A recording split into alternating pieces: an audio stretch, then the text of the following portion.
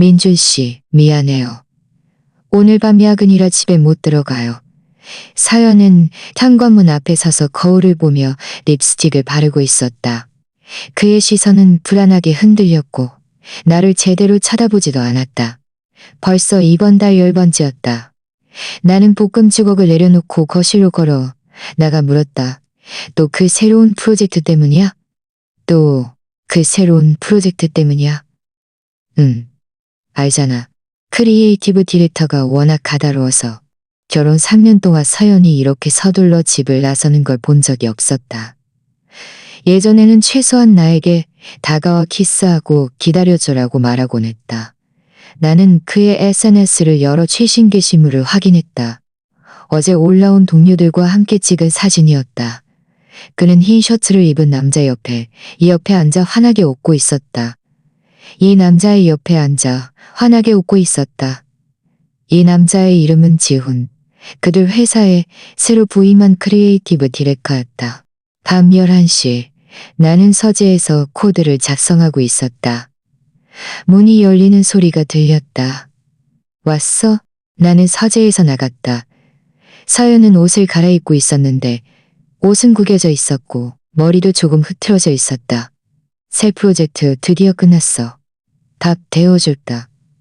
아니, 됐어. 회사에서 먹었어. 그는 나의 포옹을 피하며 말했다. 나 먼저 씻을게.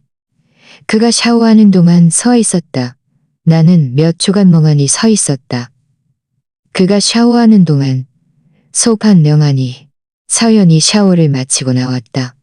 나는 그에게 가져다 주려다 화면이 켜지는 순간 메시지를 보낸 사람이 지훈이라는 것을 알아챘다. 누구 메시지야? 그는 자연스럽게 휴대폰을 집어들며 말했다. 지훈 팀장님이야. 내일 회의 준비 잘하라고. 그는 재빨리 대답했다. 나는 고개를 끄덕이며 캐묻지 않았지만 마음속에는 의심의 씨앗이 깊이 박혔다. 다음 날 나는 핑계를 대고 오후 반차를 내 서연의 회사 건물 아래로 차를 몰았다. 오후 5시 반 서연은 정시에 나타났지만 곧장 집으로 가지 않고 검은색 벤치에 올라탔다. 창문이 내려가자 지훈의 얼굴이 보였다. 나는 그들의 뒤를 따랐고 그들의 차가 서울 시내 한 5성급 호텔 주차장으로 들어가는 것을 보았다. 두 사람은 손을 잡고 로비로 들어섰는데 그들의 다정한 행동은 마치 열렬한 연인 같았다. 나는 차 안에 앉아 운전대를 꽉 쥐었다. 손가락 마디가 하얗게 변했다. 3년간의 결혼 생활이 이렇게 배신당했다. 밤이 되어 서연은 거의 12시가 다 되어서야는 거의 12시가 다 되어서야는 거의 12시가 당신 모르는 사람 지방에서 온 고객이야. 거밀은 아무렇지 않은 척 물었다. 고객이랑 기획안 얘기하느라 광고 업계가 다 그렇지 뭐. 피곤해. 먼저 잘게. 그의 뒷모습을 바라보며 나는 마음속으로 결정을 내렸다. 네가 놀고 싶다면 나도 끝까지 함께 놀아주지. 다음 날 나는 사설탐정 사무소에 연락했다. 한 사람을 조사해 주십시오. 어떤 상황이시죠? 제 아내가 바람을 피우는 것 같습니다. 전화 너머로 몇 초간 침묵이 흘렀다. 기본 정보와 상금을 주셔야 합니다. 문제 없습니다. 전화를 끊은 후 나는 컴퓨터를 켜고 서연의 최근 비정상적인 행동들을 하나하나 정리하기 시작했다. 야근 빈도, 귀가 시간, 휴대폰 사용 습관, SNS 게시물 등 이 모든 항목들이 마치 화살표처럼 하나의 결론을 가리키고 있었다. 그는 거짓말을 하고 있다. 하지만 나는 이것을 증명할 더 많은 증거가 필요했다. 그날 밤 서연은 또다시 야근을 해야 한다고 말했다. 나도 오늘 밤 회의가 있어서 늦게 들어올 것 같아. 나는 일부러 이렇게 말했다. 그의 눈에서 한 줄기 빛이 스쳐 지나갔다. 그의 눈에서 한 줄기 빛이 스쳐 지나갔다. 그럼 나도 서둘러 돌아올 필요 없겠네. 마침 일을 더 할 수 있겠다. 30분 후 나는 탐정으로부터 사진을 받았다. 서연과 지훈이 한 이탈리아 레스토랑에 마주보고 앉아 있었다. 테이블 위에는 촛불이 켜져 있었고 분위기는 지극히 모호했다. 나를 더욱 견딜 수 없게 만든 것은 서연이 먼저 손을 뻗어 지훈의 손을 잡고 있는 모습이었다. 나는 휴대폰을 내려놓고 베란다로 나가 담배 한 개비를 피웠다. 반바람은 꽤 힐키원했지만 내 마음의 싸늘함에는 미치지 못했다. 지난 3년간 우리는 견고한 관계라고 믿었다. 휴대폰이 다시 울렸다. 탐정에게서 온 메시지였다. 지금 신라 호텔로 갔습니다. 계속 추적할까요? 나는 잠시 생각하다가 답장했다. 아니요. 오늘은 여기까지 하죠. 어떤 일은 너무 자세히 볼 필요가 없습니다. 결과를 아는 것만으로도 충분합니다. 결과를 아는 것만으로도 충분합니다. 서연이 돌아왔을 때는 새벽 2시였다.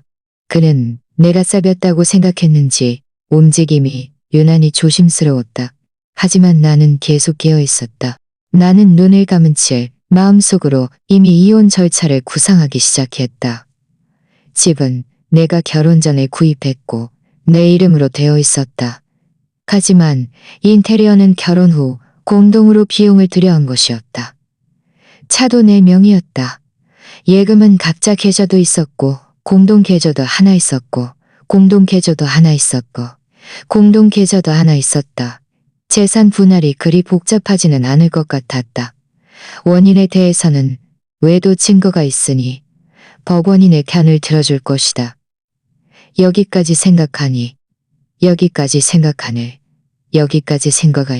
다음 날 아침 서연은 일어난 후 거울 앞에 서서 한참을 꼼꼼히 살폈다. 내가 한 번도 본 적 없는 빨간색 원피스를 골라 입었다. 오늘따라 예쁘게 차려입었네 입었네. 나는 커피를 들고 다가섰다. 회사에 중요한 고객이 와서 미팅해야 해서 정장으로 갖춰 입어야 해. 그는 거울을 보며 립스틱을 바르고 있었다. 이글로 그냥 코드 디버기나 일 찍어. 그럼 일 찍어. 오늘도 계속 추적해 주십시오. 더 상세한 보고서가 필요합니다. 네, 사진, 영상, 시간, 장소 모두 기록해 드리겠습니다. 오전에 회사에서 나는 불안한 마음으로 회의를 했다. 머릿속에는 온통 저녁에 어떤 증거를 받게 될지에 대한 생각뿐이었다. 그때 준호가 내 어깨를 툭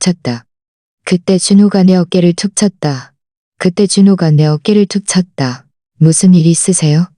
아무것도 아니야. 잠을 잘 못 잤나 봐. 오후 3시 나는 차를 몰아 한법률 사무소를 향했다. 김 변호사는 내 친구가 소개해준 분으로 결혼 관련 소송을 전문으로 다루며 경험이 풍부하다고 했다. 구체적으로 어떤 상황이신가요? 나는 최근 일어난 일들을 간략하게 설명했고 탐정 조사 결과도 덧붙였다. 김 변호사는 듣고 나서 안경을 고쳤었다. 김배방이 외도를 입증할 수 있다면 재산 분할에 유리합니다. 녹음이요? 예를 들어 그 사람이 직접 외도를 인정하거나 두 분이 대화할 때 그가 어떤 모호한 말을 했다거나 하는 경우입니다. 나는 고개를 끄덕였다. 알겠습니다. 그리고 두 분 명의로 공동재산이 있다면 미리 통계내는 것을 추천합니다. 부동산, 차량, 예금 처리내는 것을 추천합니다. 투자 모두 명확하게 정리해야 합니다. 부동산, 예금, 투자 모두 명확하게 정리해야 합니다. 법률 사무소를 나오면서 내 기분은 꽤 복잡했다. 원래는 그저 의심을 확인했습니다. 저녁 7시 나는 탐정의 보고서를 받았다. 이번에는 더 심각했다. 사진에는 서영과 지훈이 프라이빗 룸이 있는 고급 레스토랑이 있는 모습이 담겨 있었다. 두 사람은 룸에 앉아 있었고 지훈의 손은 서연의 어깨에 놓여 있었다. 서연이 그의 품에 기대어 즐겁게 웃고 지의 품에 기대어 즐겁게 웃고 있었다. 또 다른 사진에는 두 사람이 레스토랑 밖 주차장에서 지훈이 서연을 차 옆에 밀어붙이고 키스하려는 듯한 장면이 찍혀 있었다. 나는 휴대폰을 테이블에 던져놓고 냉장고로 가서 맥주 한 병을 꺼내 단심의 절반 이상을 마셨다. 알코올의 자극은 나를 꽤 정신 차리게 했다. 그가 배신의 쾌락을 그렇게 즐긴다면 나는 그를 완전히 만족시켜주리라. 9시 반, 서연이 돌아왔다. 오늘은 어땠어? 또다시 똑같은 핑계였다. 아니, 속행이 들어왔다.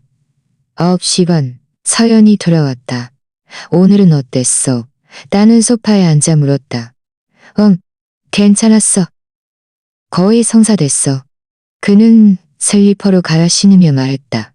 나는 아무렇지 않은 척 말했다. 나 내일 지방으로 출장 가. 부산에서 3일 정도 있을 거야. 이건 명백한 거짓말이었다. 나는 그저 그의 반응을 보고 싶었을 뿐이었다.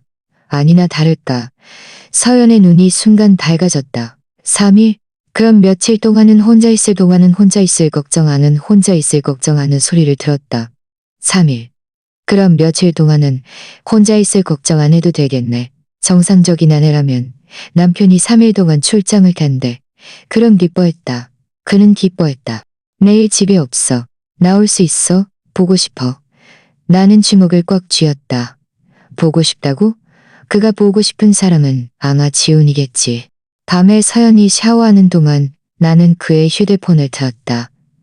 비밀번호는 여전히 우리의 결혼기념일이었다. 그는 바꾸지 않았다. 나는 카카오톡을 열어 지훈과의 채팅 기록을 찾았다. 최신 메시지는 나를 완전히 절망하게 만들었다. 지훈 민준 씨 내일 출장 간다니 드디어 우리 둘이 편하게 있을 수 있겠네. 서연, 나도 너무 기대돼. 호텔 예약은 했어? 서연, 좋아. 나 내일 퇴근하고 바로 갈게. 사랑해. 지훈, 나도 사랑해. 자기, 나는 스크린샷을 찍은 후 조회 기록을 삭제했다. 거실로 돌아와 탐정에게 메시지를 보냈다. 내일도 계속 추적해 주십시오. 퇴근 후 그의 행적을 중점적으로 살펴봐 주십시오. 서연이 샤워를 마치고 나와 내가 소파에서 서연이 샤워를 만지고 있는 것을 봐. 내가 소파에서 휴대폰을 만지고 있는 것을 보았다. 내일 비행기는 몇 시야? 그는 아주 자연스럽게 물었다. 내일 비행기는 몇 시야? 그는 안도의 한숨을 쉬었다. 그럼 나도 일찍 일어날 필요 없겠네. 그날 밤 우리는 같은 침대에 누워 있었지만 마치 아주 먼 거리가 우리를 가로막고 있는 듯했다. 나는 천장을 바라보며 마음속으로 생각했다. 서연, 이게 우리가 함께 자는 마지막 밤이겠지. 다음 날 아침, 나는 일부러 여행 가방을 깔끔하게 정리해 마치 정말 지방으로 출장을 가는 것처럼 보이게 했다. 서연은 화장실에서 거울을 보며 두껍게 파운데이션을 바르고 있었고 새로운 헤어스타일로 바꾸기까지 했다. 오늘은 왜 이렇게 예쁘게 꾸몄어? 나는 문 앞에 서서 물었다. 일 때문에 그래. 고객에게 좋은 인상을 줘야 하잖아. 그는 내 시선을 피하며 머리 손질에 집중했다. 이 여자는 거짓말을 할 때면 항상 내 눈을 똑바로 보지 못했다. 3년이 지난 이제야 나는 이 세세한 점을 깨달았다. 그럼 갈게. 나는 여행 가방을 깨달았다. 그럼 가방을 끌고 현관으로 향했다. 조심해서 가. 그는 서둘러 다가와 나를 치고. 그는 9시에 출근할 겁니다. 오후 퇴근 후 행적을 중점적으로 추적해 주십시오. 네, 모든 과정을 기록하겠습니다. 오전에 나는 차를 회사 주차장에 세워두고 택시를 타고 집으로 돌아왔다. 서연은 이미 출근하고 집은 텅 비어 있었다. 나는 소파에 앉아 그의 노트북을 켰다. 비밀번호는 여전히 우리가 처음 만난 날짜였다. 그는 정말 바꾸지 않았다. 나는 그의 웹 브라우저 기록을 열었고 그는 최근에 남편이 진심으로 사랑하는지 시험하는 방법, 남편이 바람 피웠을 때 대처법, 결혼 생활의 신뢰 위기 같은 것을 검색했었다. 그리고 한 온라인 게시판에 조회 기록도 있었다. 절친이 남편을 시험하기 위해 바람 피우는 척하라고 하는데 해본 사람 있나요? 나는 멍해졌다. 바람 피우는 척하는 척하며 시험한다고?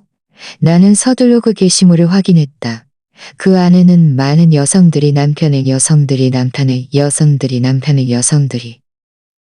어떤 사람은 남자 동료와 연기하라고 했고 어떤 사람은 일부러 의심스러운 증거를 남기라고 했다. 또 어떤 사람은 직접 외도를 고백하고 남편의 반응을 보라고 제안했다. 아래 댓글들은 다양했다. 지지하는 댓글, 반대하는 댓글, 반대하는 댓글, 반대하는 댓글, 반대하는 댓글, 반대하는 댓글, 경험을 공유하는 댓글, 단회하는 댓글, 지지하는 댓글, 경험을 공유하는 댓글. 그중 한자 깊이 박혔다. 그중 한자 글이 네 정말 나랑 이혼했어요. 오후 2시. 나는 탐정에게서 사진을 받았다. 서연은 분명 회사에 출근했지만 오후 3시에 조기 퇴근했다. 그는 섹시한 검은색 원피스로 갈아입고 진한 화장을 했다. 마치 데이트하러 가는 듯한 모습이었다. 그는 한 카페에 나타났고 지훈이 이미 그를 기다리고 있었다. 두 사람은 다시 껴안고 키스하는 등 매우 친밀해지었다. 방 번호는 장밀해지었다. 5시. 그들은 카페를 떠나 차를 몰고 시내 중심가의 시근이었다. 6시. 나는 가장 결정적인 증거를 받았다. 한 영상이었다. 영상 속 서연과 지우는 호텔 방 문 앞에서 서로 껴안고 키스한 후 방으로 들어갔다. 방문이 닫히는 그 순간 내 마음은 완전히 무너져 내렸다. 진짜 바람이든 가짜 바람이든 가짜 바람이든 그는 이미 넘지 말아야 할 선을 넘었다. 거기는 없다. 저녁 9시 서연이 집에 도착했다. 왜 이렇게 늦었어? 나는 전화로 물었다. 야근했어. 오늘은 일이 정말 많았어. 나는 차갑게 미소 지으며 되물었다.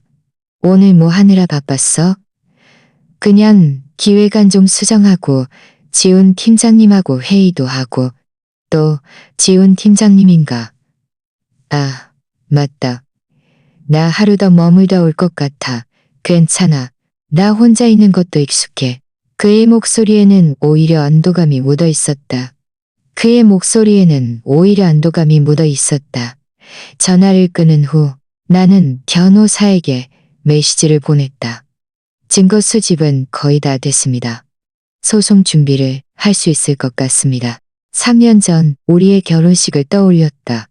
서연이 하얀 웨딩드레스를 입고 나에겐 이라고 말했던 순간 우리의 신혼여행에서 바닷가에서 일출을 보며 그가 내 어깨에 기대어 평생 함께하자고 말했던 순간 작년에 내가 아팠을 때 그가 병원에서 밤새도록 잠도 자지 않고 나를 간호하며 내 손을 잡고 당신이 있어서 정말 좋아라고 말했던 순간 이 모든 아름다운 과거가 이제는 비웃음이 되었 순간 다음 날 오전 나는 변호사 사무실로 향했다.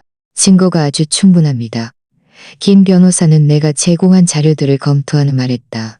호텔 투숙기록, 친밀한 사진, 채팅 스크린샷. 이 모든 것이 상대방의 외도를 증명하기에 충분합니다. 네, 알겠습니다. 변호사 사무실을 나온 후 나는 차를 몰고 집으로 돌아왔다. 서연은 아직 출근 중이었다. 저녁에 서연은 아직 출근 중이었다. 저녁에 서연은 아직 출근 중이었다. 나는 침실로 들어가 우리가 3년 동안 함께 잠들었던 침대를 바라보았다. 왜 이렇게 일찍 돌아왔어? 그가 나를 보자마자 눈에 띄게 놀랐다. 갑자기 항공편이 바뀌었어. 나는 소파에 앉아 말했다. 우리 얘기 좀 해야 해. 그의 안색이 미묘하게 변했다. 무슨 얘기? 당신과 지훈 씨에 대한 이야기. 당신과 지훈 씨에 대한 이야기. 당신과 지훈 씨에 대한 이야기. 방 안은 순식간에 고요해졌고 에어컨 돌아가는 소리만 들렸다. 서연은 그 자리에 서서 점점 더 창백해지는 얼굴로 해서 침착하려 했지만 목소리는 떨림을 참지 못했다. 그 안에는 지난 며칠 동안 수집한 모든 증거들이 들어있었다. 이 사진들을 어떻게 설명할 거야? 나는 사진들을 하나하나 테이블 위에 놓았다. 그가 지훈과 레스토랑에서 밥을 먹는 사진, 호텔에서 껴안는 사진, 방으로 들어가는 사진, 방으로 들어가는 사진, 선명한 사진. 한영은 사진들은 의심의 여지가 없었다. 서연은 그 사진들은 의심의 여지가 없었다. 서연은 그 사진들을 보자마자 얼굴이 새하얗게 질렸고 몸이 휘청거리며 소파에 주저앉았다. 당신이 사람을 시켜 앉았다. 서연은 고개를 숙인 채 한참을 침묵했다. 거실의 분위기는 숨쉬기조차 힘들 만큼 억압적이었다. 민준 씨, 제가 설명할 수 있어요. 그가 마침내 입을 열었고 눈나는 이미 붉어져 있었다. 그럼 설명해봐. 듣고 있으니까. 저는 정말 바람 피운 게 아니에요. 그는 나는 남자랑 호텔방을 잡는 게, 그는 남자랑 호텔방을 잡는 게 아무것도. 눈물이 흘러내리기 시작했다. 그냥 당신이 아직 나를 사랑하는지 시험해보고 싶었을 뿐이에요. 그는 서둘러 변명했다. 지훈 씨는 제 친구가 소개해준 사람이에요. 저를 도와 연기해주겠다고 했어요. 저희가 정말 방을 잡기는 했지만 아무 일도 없었어요. 그냥 방에서 얘기만 했어요. 얘기하는데 껴안고 키스해야 해. 그는 껴안고 키스해야 해? 그건 그냥 남들에게 보여주기 위한 거였어요. 그는 더 심하게 울었다. 김은줄 씨, 제발 믿어줘요. 저는 정말 당신을 배신한 게 아니에요.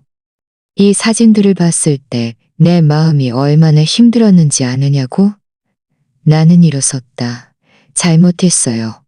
제가 정말 잘못했어요. 그가 내 손을 잡으려 했지만 나는 피했다. 그냥 당신을 잃을까봐 너무 무서워서. 그래서 이런 어리석은 짓을 한 거예요. 나는 정말 어리석은 짓을 한 거예요. 나는 정말 어이가 없었다. 그럼 왜 나에게 직접 묻지 않고 굳이 이런 방식을 썼어? 그럼 묻지 않고 굳이 이런 감히 물어볼 수 없었어요. 그래서 나를 시험한 거야? 나는 인터넷에서 사람들이 바람 피우는 척하며 남편의 진심을 시험할 수 있다고 하더라고요. 만약 그가 정말 사랑한다면 모든 방법을 동원해 당신을 되찾으려고 할 거고, 만약 사랑하지 않는다면 바로 이혼을 요구할 거라고요. 나는 그의 말을 듣고 마음속에 피로가 가득 찼다. 그럼 이제 만족해. 뭘 시험해낸 거야? 민준 씨, 잘못했어.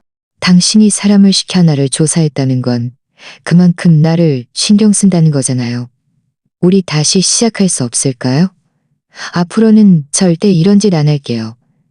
나는 무릎 꿇은 사연을 내려다보았다. 마음속에는 아무런 동요도 없었다. 당신이 잘못 생각했어. 내가 사람을 시켜 당신을 조사한 건 사랑 때문이 아니라 이혼 증거를 수집하기 위함이었어. 그는 멍해졌다. 나는 당신은 멍해졌다. 당신이 진짜 바람을 피웠든 가짜로 바람을 피웠든 당신은 이미 내 마지노선을 넘어섰어. 안 돼요. 당신은 이혼 못해. 그는 내 다리를 힘껏 붙잡았다. 민준 씨, 우리 진지하게 얘기 좀 할 수 없을까요? 제가 정말 잘못했어요. 진심으로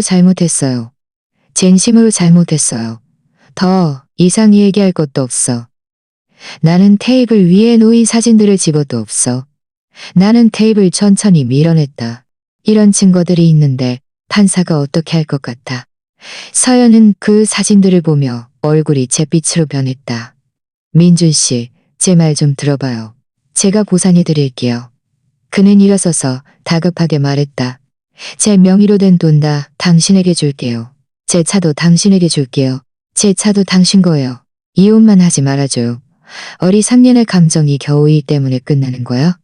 이혼만 하지 말아줘. 나는 침실로 향했다.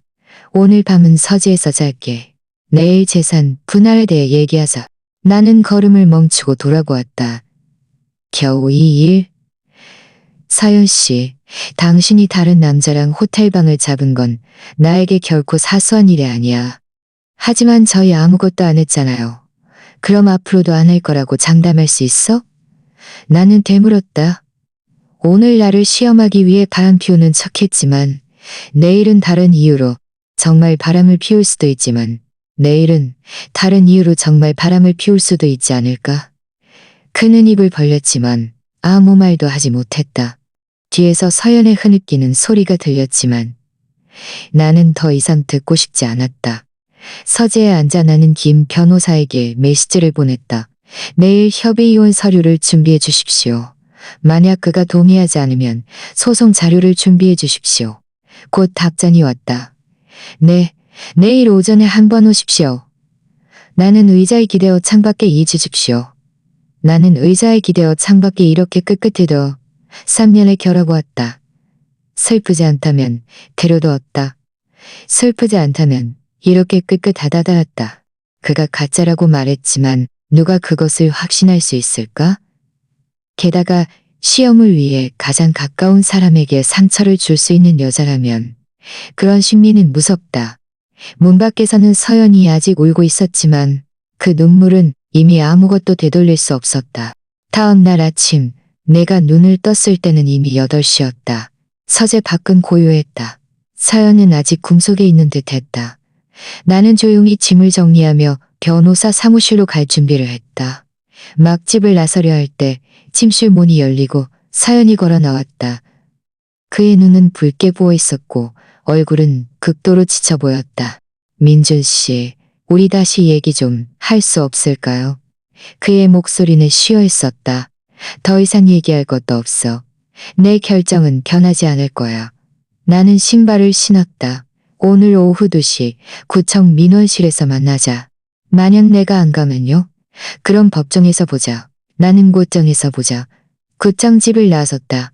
만약 내가 안 가면요? 그럼 곧정에서 보자. 변호사 사무실에 도착하니 김 변호사는 이미 모든 서류를 준비해 두었다.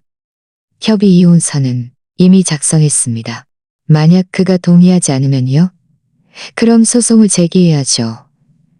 그의 외도를 이유로 현재 증거들을 바탕으로 당신이 대부분의 재산을 얻게 될 겁니다. 정신적 피해 보상도 받을 수 있을 겁니다. 나는 고개를 끄덕였다. 그럼 일단 협의 이혼을 시도해보죠. 나는 구차비 이혼을 시도해보죠.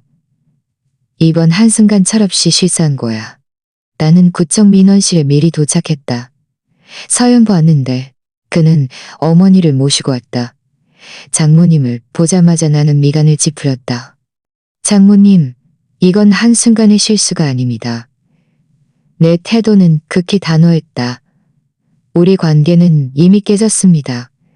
뭐가 깨져? 부부싸움 안 하는 부부가 어디 있니? 장모님은 내 손을 잡았다. 너희 결혼할 때 내가 서연이를 너한테 맡기면서 정말 안심했었는데 날 실망시키지 마라. 서연이는 계속해서 나를 설득했다. 민준아, 서연이에게 한 번만 기회를 줘라. 제가 잘못했어요. 제가 잘못했어요. 민준 씨에게 죄송해요. 민준 씨에게 죄송해요. 나는 서연을 바라보았다. 마음속으로 한순간 흔들렸다. 3년의 감정인데 말처럼 쉽게 놓을 수 있는 것이 아니었다. 하지만 그 사진들을 떠올리자 그가 소위 시험이라는 명목으로 다른 남자와 호텔방을 잡은 것을 떠올리자 나는 다시 결심을 굳혔다. 장모님, 죄송합니다. 죄송합니다. 죄송합니다. 저는 이미 결정했습니다. 저는 이미 결정했습니다. 저는 이미 결정했습니다. 나는 단호하게 구청 민원실로 걸어갔다. 민준 씨, 잠깐만요. 그는 눈물을 닦으면서 침착한 척했다. 무슨 조건인데? 한 달의 시간을 주세요. 제가 진심으로 노력했다는 걸 증명할 시간을. 만약 한 달 후에도 당신이 이혼을 고집한다면 저는 절대 막지 않을게요. 나는 잠시 생각했지만 그럴 필요 없어. 내 마음은 변하지 않을 거야. 나는 잠시 생각했지만 그럴 필요 없어. 내 마음은 변하지 않을 거야. 딱 한 달만요. 그가 애원했다. 만약 당신이 저를 정말 사랑한 적이 있다면 이 마지막 한 달만이라도 저에게 있다면 이 마지막 한 달만이라도 나는 서연의 간절한 눈빛을 바라보다가 결국 마음이 약해졌다. 좋아. 대신 이 한 달 동안 우리는 각방을 쓰고 나는 언제든지 이혼을 요구할 수 있다는 조건으로. 서연은 즉시 동의했다. 알았어요. 이 한 달 동안 제가 진심을 다해 노력했다는 걸 행동으로 보여드릴게요. 서연은 제가 진심을 다해 노력했다는 걸 행동으로 보여드릴게요. 집에 돌아오니 서연은 즉시 자신의 개선 노력을 시작했다. 그는 집을 먼지 하나. 그는 열정적으로 내 접시에 음식을 덜어주었다. 나는 한 입 먹어보았다. 맛은 정말 좋았다. 맛 어때요?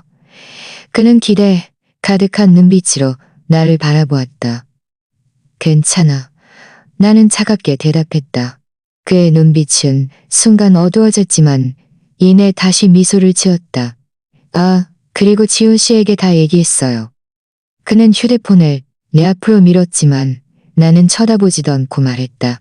그리고 지훈 씨에게 다 얘기했어요. 응. 나는 그저 고개를 끄덕였다. 그리고 제 휴대폰 여기 있어요. 그리고 필요 없어. 저녁 식사는 침묵 속에 끝났다. 샤워를 마친 후 나는 서재로 돌아왔다. 서연이 문을 두드리고 들어왔다. 민준 씨, 우리 얘기 좀 하고 싶어요. 우리 관계에 대해서요. 그는 내 맞은편에 앉았다. 제가 당신에게 상처를 줬다는 걸 알아요.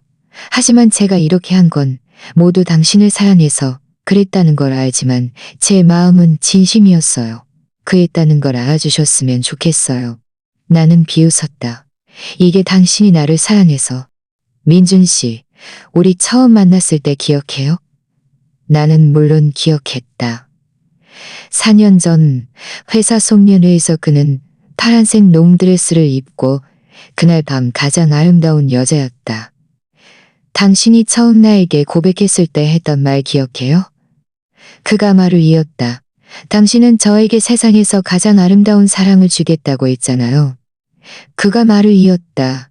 당신은 저에게 세상에서 가장 아름다운 사랑을 주겠다고 했잖아요. 내 목소리는 얼음장처럼 차가웠다. 사람은 변하는 법이니까.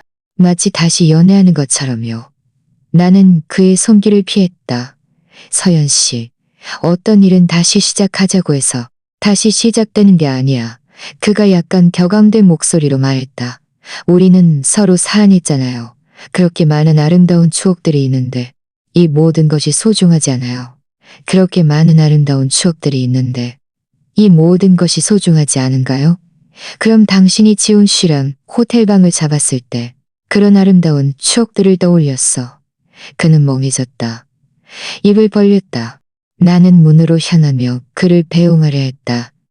그는 한참을 서 있다가 결국 서재를 떠났다. 소파 침대에 누워 천장을 바라보았다. 마음이 복잡했다. 전혀 아무렇지 않다고 말하는 것은 거짓말이었다. 3년의 감정을 말처럼 쉽게 잊을 수는 없었다. 하지만 그 사진들을 떠올릴 때마다 그의 지훈과의 호텔 장면을 떠올릴 때마다 그의 지훈과의 호텔 장면을 떠올릴 때마다 마음속에서 혐오감이 치솟았다. 다음 날은 주말이었다. 나는 원래 밖으로 나가 기분 전환을 할 생각이었지만 서연은 일찍 일어나 아침 식사를 준비하고 있었다. 민준 씨, 일어나서 아침 먹어요. 그가 서재문을 조용히 두드렸다. 내가 씻고 나오자 테이블 위에는 정성껏 차려진 아침 식사가 놓여 있었다. 따뜻한 콩나물국, 갓뜻한 콩나물국, 갓지물을 무순변에 앉았다. 그리고 몇 가지 반찬, 신선한 과일까지 다 딴 당신이 좋아하는 것들이에요. 그는 미소 지으며 말했다. 없어.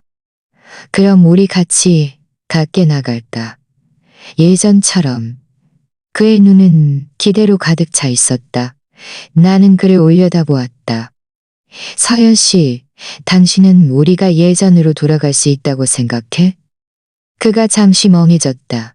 왜 안 되냐고? 왜 안 돼? 왜 안 되냐고? 서연의 목소리에는 초조함이 섞여 있었다. 우리는 그저 약간의 오해가 있었을 뿐이야. 풀면 되는 거잖아. 오해. 나는 젓가락을 내려놓았다. 당신이 지훈이랑 호텔에서 뺨을 내려놓았다. 설령 가짜 연기였다 해도 그런 오해가 내 마음에 어떤 상처를 남겼을지는 생각해 본 적 없어. 그의 눈빛이 어두워졌고 손가락으로 옷자락을 꽉 쥐었다. 저는 제가 당신의 불안을 이해할 줄 알았어요. 결혼 3년 동안 당신의 불안을 이해할 줄 알았어요. 결혼 3년 동안 당신은 매일 코드를 작성했고 우리는 함께 밥 먹는 시간도 점점 줄어들었어요. 당신은 심지어 점점 줄어들었어요. 당신은 심지어 제가 새 헤어스타일을 한 것도 눈치채지 못했잖아요. 나는 황당하고 마음이 싸늘했다. 서연 씨, 관심은 시험에서 얻는 게 아니야. 만약 내가 당신을 소홀히 한다고 느꼈다면 나에게 말할 수 있었어. 싸울 수도 있었어. 하지만 배신으로 내 마지노선을 시험에서는 안 됐어. 그의 눈에서 다시 눈물이 흘러내렸다. 제가 그때 너무 어리석었어요. 인터넷 게시물에 현혹되어 정신을 잃었었죠. 당신이 저를 아직 사랑한다면 제 장난을 용서해 줄 거라고 생각했어요. 이제 와서 그런 말은 다 늦었어. 나는 일어섰다. 내가 당신에게 한 달을 주겠다고 한 건 나를 설득하라는 게 아니야. 우리 둘 다 냉정하게 생각해 보라는 거야. 당신은 굳이 나를 기쁘게 하려고 했을 필요 없어. 나도 이런 것 때문에 마음을 바꿀 일은 없을 테니까. 말을 마친 후 나는 외투를 들고 집을 나섰고 그를 텅 빈 식당에 홀로 남겨두었다. 그 후 며칠 동안 서연은 그가 말한 대로 온 마음을 다해 관계를 되돌리려 노력했다. 그는 일찍 퇴근해 집에 와서 매일 다양한 저녁 식사를 차려주었다. 내가 밤늦게까지 야근할 때면 서재문 앞에 따뜻한 우유 한 잔을 말없이 놓아두었다. 집안의 모든 살림을 도맡았고 심지어 내 업무 서류 정리까지 자발적으로 도왔다. 그는 더 이상 과거의 일을 언급하지 않았고 일부러 나를 기쁘게 하려 하지도 않았다. 일부러 나를 기쁘게 하려 하지도 않았다. 그저 거의 비굴하 조심스러운 태도로 그적으로 조심스러운 태도로 내 곁을 지켰다. 한 번은 내가 감기에 걸려 이열이 나 침대에 쓰러져 있을 때였다. 다음 날 아침 내가 눈을 떴을 때 그는 침대 옆에 엎드려 잠들어 있었다. 눈 밑에는 옅은 다크서클이 드리워져 있었다. 그 순간 내 마음은 분명 흔들렸다. 이 여자는 한때 내가 평생을 함께하고 싶었던 사람이었다. 내가 아플 때 보살펴주고 내가 힘들 때 위로해주며 내가 힘들 때 위로해주며 나의 모든 취향을 기억해주던 사람. 하지만 그 사진들을 떠올리자 그가 지훈과 호텔에 있던 장면을 떠올리자 그 작은 흔들을 떠올리자 보름 후 어느 날 나는 회사에서 야근하던 중 갑자기 모르는 번호로 전화를 받았다. 민준 씨, 저 지훈이에요. 그 이름을 듣는 순간 내 마음은 순식간에 가라앉았다. 무슨 짓을 꾸미는 거야? 아무것도 꾸미는 거 없어요. 그냥 사실을 말해주고 싶어서요. 그냥 사실을 말해주고 싶어서요. 나는 멍해졌다. 무슨 말이야? 우리가 정말 방을 잡았던 건 맞아요. 서연 씨가 당신을 협조해달라고 했어요. 저는 그러겠다고 했어요. 하지만 그가 당신에게 말한 것처럼 그냥 얘기만 한 게 아니에요. 지우는 픽 웃었다. 민준 씨, 당신은 그가 그저 당신을 시험하는 거라고 생각하겠지만 그는 이미 저에게 마음이 있었어요. 이번엔 그저 시험이라는 명목으로 저와 함께 있고 싶었던 거죠. 헛소리 마. 나는 참지 못하고 소리쳤다. 내가 헛소리하는 건지 아닌지 당신이 직접 그에게 물어봐요. 그는 이미 당신과 이혼하고 싶었지만 핑계를 찾지 못했다고 했죠. 전화를 끊자 내 마음은 혼란스러워졌다. 지훈의 말이 마치 날카로운 가시처럼 내 심장에 깊이 박혔다. 나는 서연이 그저 한순간 어리석었거나 방식을 잘못 선택했다고 생각했다. 하지만 지훈의 말이 사실이라면 그는 처음부터 나를 속이고 있었던 것이다. 저녁에 집에 돌아와 나는 지훈의 말을 한치의 오차도 없이 서연에게 전했다. 그의 얼굴은 순식간에 새하얗게 질렸고 몸은 주체할 수 없이 떨렸다. 그가 헛소리하는 거예요. 민준 씨, 그 사람 말 믿지 마세요. 내가 믿든 안 믿든 중요하지 않아. 중요한 건 이 모든 일이 대체 어떻게 된 거냐는 거야. 나는 그의 눈을 똑바로 쳐다보았다. 서연 씨, 나를 보고 말해줘. 당신이 그 사람과 나에게 불륜을 저지른 적 있어 없어? 그는 내 시선을 피했고 입술은 떨렸지만 아무 말도 하지 못했다. 하지만 내 시선을 배신할 생각은 없었어요. 하지만 내가 목소리를 높이자 그는 갑자기 무너져 내리며 크게 울기 시작했다. 네, 인정해요. 저는 그저 당신이 저를 더 많이 신경 써주기를 바랐을 뿐이에요. 그래서 이런 방식을 썼다는 거야. 나는 마음이 완전히 무너져 내렸다. 서연 씨, 당신은 나를 속였을 뿐만 아니라 당신은 근본적으로 시험하는 게 아니었어. 당신은 근본적으로 시험하는 게 아니었어. 당신은 자신의 외도에 대한 핑계를 찾고 있었던 거야. 한다는 일어섰다. 한 달 기다릴 필요 없어. 아니에요. 그는 울면서 고개를 저었다. 그 사연과는 딱 한 번뿐이었어요. 민준 씨, 다시 한 번 기회를 주세요. 그가 내 다리를 붙잡았다. 제가 정말 잘못했다는 걸 알아요. 앞으로는 절대 안 그럴게요. 나는 이미 당신에게 기회를 줬어. 나는 가볍게 그를 밀어냈다. 당신이 스스로 소중히 여기지 않은 거야. 그날 밤 서연은 밤새도록 울었고 나는 서재에서 밤새도록 깨어 있었다. 나는 서재에서 밤새도록 깨어 있었다. 그는 많은 것을 생각했다. 우리의 과거, 그의 배신, 지훈의 말들. 이것이 가장 근본적인 문제였다. 이런 결혼 생활은 억지로 유지한다 해도 행복할 수 없을 것이다. 다음 날 아침 일찍 나는 짐을 챙겨 구청 민원실로 갈 준비를 했다. 서연도 일어나 있었다. 그는 수수한 새옷을 입고 있었고 눈은 붉게 보였었으며 얼굴은 창백했다.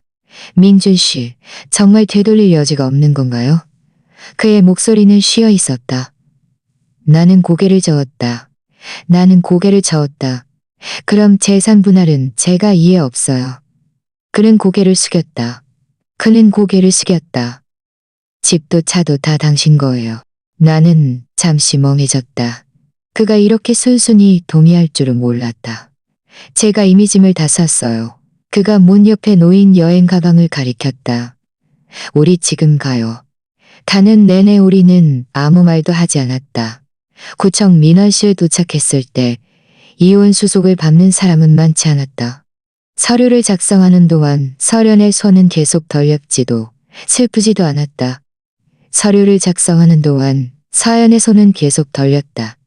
사명할 차례가 되자 그는 오랫동안 망설이다가 결국 한 그저 모든 것이 제자리를 찾은 듯한 평온함만 있었다. 서연은 이혼 증명서를 들고 다시 눈물을 흘리기 시작했다. 민준 씨, 앞으로 잘 지내세요. 당신도. 나는 그를 바라보며 말했다. 앞으로 당신이 진정한 사랑은 시험하고 요구해서 얻는 것이 아니라 신뢰하고 요구해서 얻는 것이 아니라 신뢰하고 소중히 여기는 것을 깨닫기를 바라. 그는 고개를 끄덕이고는 여행 가방을 끌고 돌아서서 떠났다. 인파 속으로 사라지는 그리고 서연의 물건들을 정리하기 시작했다. 그의 옷, 화장품, 가방, 그리고 우리가 함께 샀던 커플 용품들까지 모두 하나하나 포장했다. 이 물건들을 보면서 우리는 한때의 추억들을 떠올렸다. 그 아름다웠던 순간들은 진실이었고 그 상처들도 진실이었다. 하지만 과거는 결국 과거다. 나는 추억 속에만 살 수 없다. 나는 그의 물건들을 장모님 댁으로 가져다 주었다. 그 후의 나날들은 모든 에너지를 일에 쏟아부었다. 회사의 프로젝트는 순조롭게 진행되었고 나도 승진했다. 여가 시간에는 헬스장에 가거나 책을 읽고 친구들과 모임을 가지며 점차 나 자신의 삶을 되찾았다. 가끔 서연이 생각나기도 하고 그 실패한 결혼 생활이 떠오르기도 했지만 더 이상 슬프거나 원망하지 않았다. 그 경험을 통해 결혼은 혼자만의 독백이 아니며 두 사람이 함께 가꾸어 나가야 한다는 것을 깨달았다. 신뢰는 결혼의 주춧돌이며 그는 단정하고 편안한 캐주얼 차림이었고 머리는 묶여 있었다. 예전보다 훨씬 마른 듯 했지만 눈빛은 훨씬 차분해 보였다. 민준 씨. 그가 먼저 나에게 인사를 건넸다. 목소리는 평온했다. 오랜만이네요. 나는 고개를 끄덕였다. 잘 지내? 그가 물었다. 과거에 대한 얘기도. 나도 잘 지내. 그가 물었다. 과거에 대한 얘기도 미래에 대한 얘기도 없었다. 직장을 옮겼어요. 지금은 작은 회사에서 행정 일을 하고 있어요. 그저 간단한 안부 인사뿐이었다. 헤어질 때 그가 나에게 말했다. 민준 씨, 그때 당신이 단호했던 것에 감사해요. 당신이 아니었다면 저는 아마 아직도 제 환상 속에서 살면서 제가 뭘 잘못했는지 영원히 몰랐을 거예요. 이제야 깨달았어요. 진정한 행복은 시험에서 얻는 것이 아니라 스스로 소중히 여기는 것에서 온다는 것을. 나는 그를 바라보았다. 마음속으로 그가 앞으로 진정으로 자신에게 맞는 것을.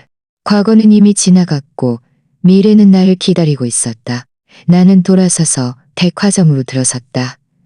유리창을 통해 햇살이 내 몸에 쏟아져 내렸다. 따뜻하고 눈부셨다.